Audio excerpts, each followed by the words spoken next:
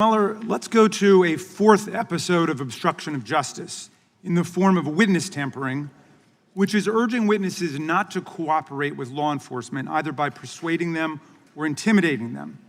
Witness tampering is a felony punishable by 20 years in prison. You found evidence that the president engaged in efforts, and I quote, to encourage witnesses not to cooperate with the investigation. Is that right? That's correct. Do you have a citation? I'm page 7 on volume 2. Thank you. Now, one of these witnesses was Michael Cohen, the president's personal lawyer, who ultimately pled guilty to campaign violations based on secret hush money payments to two women the president knew, and also to lying to Congress about the hoped-for $1 billion Trump Tower deal.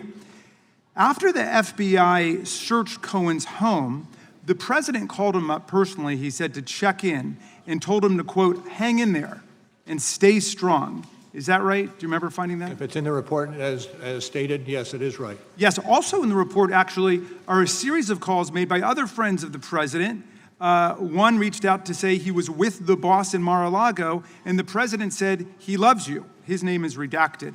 Another redacted friend called to say, the boss loves you, and a third redacted friend called to say, everyone knows the boss has your back.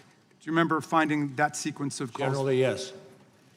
When the news, and in fact, Cohen said that following the receipt of these messages, I'm quoting here, page 147 of volume 2, he believed he had the support of the White House if he continued to toe the party line, and he determined to stay on message and be part of the team.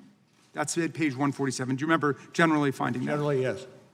Well, Robert Costello, a lawyer close to the president's legal team, emailed Cohen to say, quote, you are loved, they are in our corner, sleep well tonight, and you have friends in high places. And that's up on the screen, page 147. You remember reporting that. Okay. Now, when the news first broke that Cohen had arranged payoffs to Stormy Daniels, Cohen faithfully stuck to this party line. He said that publicly that neither the Trump organization nor the Trump campaign was a party to the transaction, and neither reimbursed him.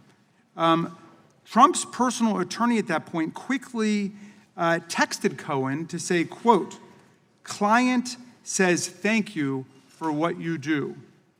Mr. Mueller, who is the capital C client thanking Cohen for what he does? I can't speak to that. Okay, the assumption in the context suggests very strongly it's President Trump. I can't speak to that. Okay. Cohen later broke and pled guilty to campaign finance offenses and admitted fully they were made, quote, at the direction of candidate Trump. Do you remember that? Yes. After Cohen's guilty plea, the president suddenly changed his tune towards Mr. Cohen, didn't he? I would say I rely on what's in the report. Well, he made the suggestion that Cohen family members had committed crimes. He targeted, for example, Cohen's father-in-law and repeatedly suggested that he was guilty of committing crimes, right? Generally accurate. Okay. On page 154, you give a powerful summary of these changing dynamics. And you said, I'm happy to have you read it, but I'm happy to do it if not. I have it in front of me. Thank you. Would you like to read it? I would. Can you read it out loud to everybody? I would be happy to have you read it out. Okay, very, very. We'll read it at the same time. The evidence concerning this sequence of events could support an inference that the president used inducements in the form of positive messages in an effort to get Cohen not to cooperate, and then turned to attacks and intimidation to deter the provision of information or to undermine Cohen's credibility once Cohen began cooperating. I believe that's accurate. Okay, and in my view, if anyone else in America engaged in these actions, they would have been charged with witness tampering. We must enforce the principle in Congress that you emphasize so well in the very last sentence of your report, which is that in America, no person is so high as to be above the law. I yield back, Mr. Chairman.